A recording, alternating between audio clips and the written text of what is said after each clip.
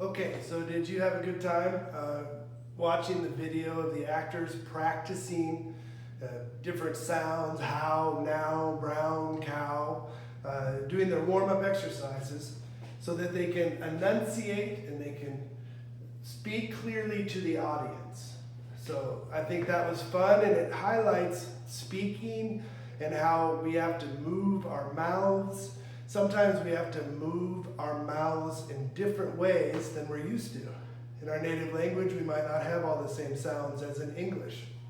We talk about the sounds of each letter in English.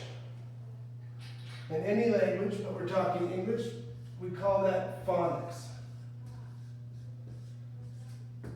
Phonics. Phonics. And phonics just means the sound of the letters.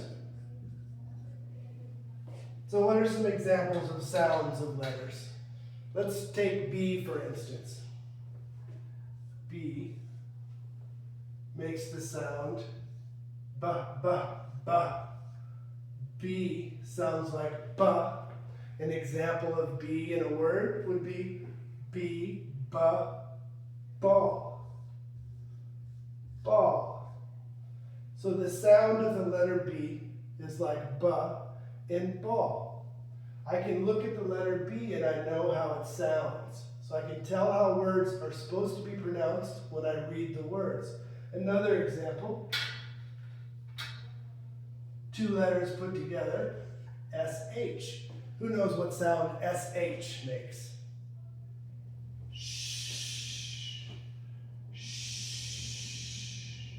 Okay, and an example of a word for SH would be ship. Ship. I know the SH in this word sounds like sh. That's the sounds of the letters. And these letters are consonants. B and SH are consonants. Let's talk about vowels.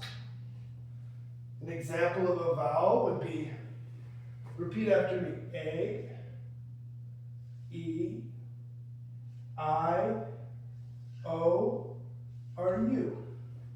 A, E, I, O, or U. So let's take a look at A.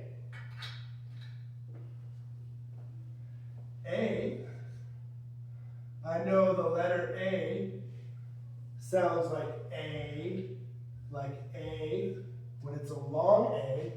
An example of a word that has the long A in it would be cake. Cake. A sounds like A, kind of says its name, right? A sounds like A in cake because of the E there. So I know how this letter is supposed to be pronounced because of the letters around it. So the vowel A, when it has an E on the end, says its name. It's a long A, like cake. Another example with A would be a shorter sound, ah, ah.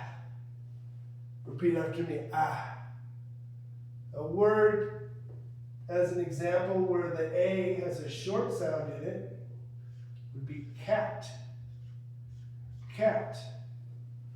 So I can tell the difference on how this A is pronounced with how this A is pronounced by the letters around it. Consonants, combinations, vowels, they all have a sound, and most have one sound, but especially vowels have multiple sounds.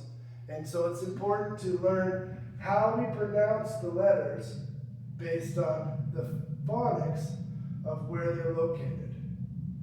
Next thing I want to talk about, when we're reading a word and we're trying to pronounce it right, is syllables. Syllables. Syllables. So there's three smaller words in syllables, not three sounds. Syllables. Syllables.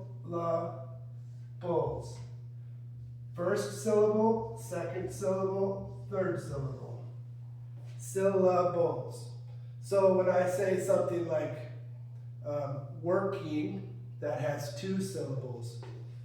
Cat and cake and ship and ball have 1 syllable. It helps us to pronounce the words correctly when we know how many syllables are in it. We also have stress of a word. So the way to say this is syllables. Syllables. The first syllable is stressed more than the second syllables. Let me try another one. How about moving? Moving. Moving.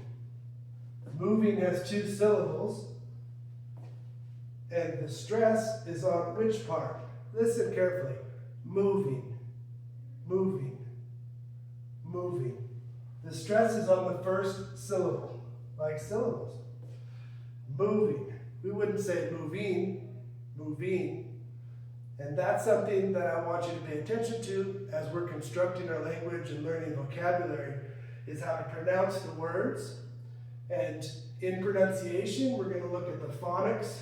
We're going to look at the sounds that the letter makes, and whether it's a consonant, whether it's a combination, whether it's a vowel. We're going to pay attention to the syllables. We're going to count the syllables because it's going to help us kind of take apart the word and pronounce it correctly. And to pronounce it correctly, we're going to pay attention to where the stress of the word is, where the extra oomph of the word is. So are there any questions so far?